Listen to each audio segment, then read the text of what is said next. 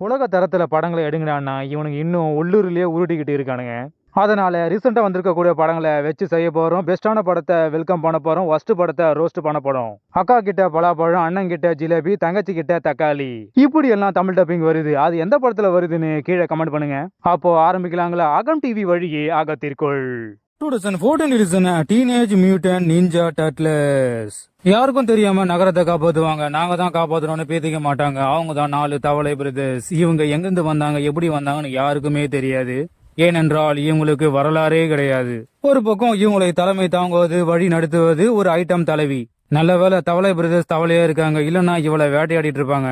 ஒரு பக்கம் ஒரு சைனா பங்காளி மக்களை கொல்ல பார்த்தான், ஆனா அவனை தடுத்து ஜெயில தூக்கி போட்டுட்டாங்க நம்ம தவளை பிரதர்ஸ். இன்னொரு பக்கம் அந்த சைனா பங்காளி எப்படியோ தப்பிச்சுட்டான். ஏலியன் கூட டீல போட்டு பூமி அழிக்க இவன் ட்ரை பண்ணிக்கிட்டு இருக்கான். இந்த தவளை பிரதர்ஸ் இரவில் மட்டும்தான் வேலை செய்வாங்க. பகல்ல என்ன நடந்தாலும் கண்டுக்க மாட்டாங்க. ஏன்னா மக்கள் இவங்களை பார்த்து பயந்துருவாங்கன்னு இவங்க நம்பிக்கிட்டு இருக்காங்க. நாங்களும் மனுஷனா மாதிரி தலைவிய மடியில போட்டு தாளாட்டணும்னு இவங்களுக்கு ஆசையெல்லாம் இருக்கு. அந்த வாய்ப்பு இவங்களுக்கு கிடைக்குது. இதுக்கு நடுவுல சைனா பங்காளி வானத்துல ஒரு ஓட்டைய போட்டு ஏலியனை உள்ள இறக்குறான். இதுக்கப்புறம் யாருக்குமே தெரியாம உலகத்தை காப்பாத்திக்கிட்டு இருந்த இந்த தவளை பிரதர்ஸ் இப்போ மக்களுக்கு தெரிஞ்சு இந்த உலகத்தை காப்பாத்த போறாங்க. ஏலியன் பங்காளியை அவனோட வீட்டுக்கு அனுப்பிவிட்டு உலகத்தை காப்பாத்தினார்களா இல்லையான்னு படத்தை முடிக்கிறாங்க. ஒரு தரமான படம். சிஜி ஒர்க் எப்படி பண்ணணும்னு இவங்கள பார்த்து கத்துக்கோங்க. தமிழ் டப்பிங் கிளீனா நீட்டா இருக்கு. தவளையோட மைண்ட் வாய்ஸ். எனக்கு தலை பெருசு, தலைவியே உனக்கு டாட். நம்ம ரேட்டிங் 6.5. 2024 ரிலீஸ் ஆன அப்ரைசிங். அடிமையாக வாழ்க்கைய ஓட்டிக்கிட்டு இருக்காரு நம்ம ஹீரோ. இவரோட முதலாளி பையன் சரியா சண்டை போடலன்னா அடி இவருக்கு விழும். முதலாளி பையனும் நம்ம ஹீரோவும் நண்பர்களாக பழகுறாங்க.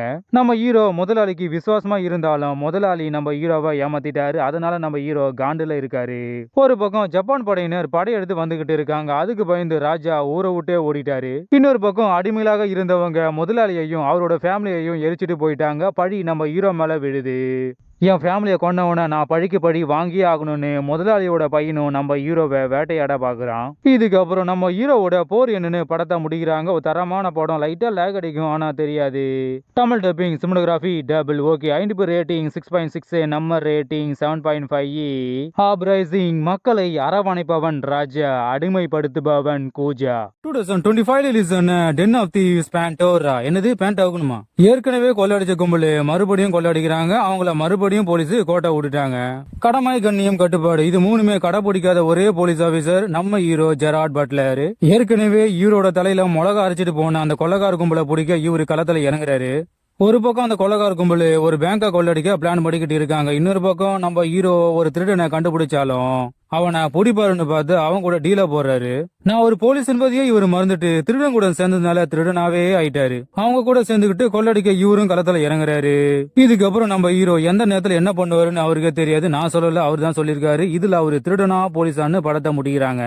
ஒரு தரமான படம். சில இடங்களில் லேக் அடிக்காம போகுது, சில இடங்களில் லேக் அடிக்குது. ஆனாலும் பொறுமையா போய் லைட்டா லேக்லாம் இருக்கு. தமிழ் டப்பிங் நீட்டா கிளீனா இருக்கு. அதுவே இந்த படத்துக்கு பிளஸ்ஸா இருக்கு.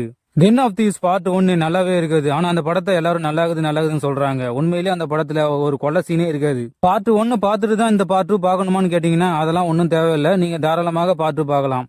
Ten of Thieves Pantera over buildup இந்த படத்துக்கு தேவையில்லை. நம்ம ரேட்டிங் 5.5. 2025 ரிலீஸ் ஆன சைலண்ட் ஜோன். ஒரு கொடூரமான வைரஸ் தாக்கி மக்கள் ஜாம்பியா மாறிக்கிட்டு இருக்காங்க. உலகமே அழிஞ்சுக்கிட்டு இருக்கு. இதுக்கு நடுவுல ஒரு ஃபேமிலி ஜாம்பி கிட்ட மாட்டிக்கிட்டு முடிக்கிறாங்க. ஆனா நம்ம குட்டி ஹீரோயினி மம்மியையும் தம்பியையும் ஜாம்பி கிட்ட கொடுத்துட்டு இவன் மட்டும் நேக்கே எஸ்கேப் ஆயிட்டா.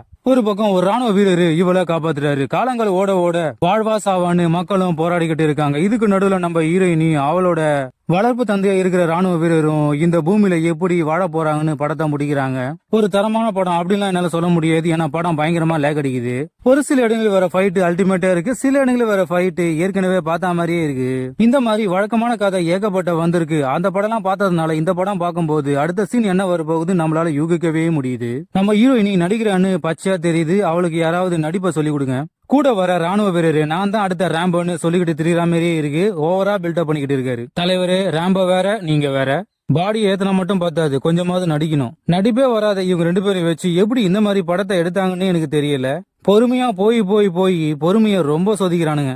Silent zone. இனிமே நீங்க 2 பேரும் நடிக்காதீங்க. 5 ரேட்டிங் 5. நம்ம ரேட்டிங் 3.5.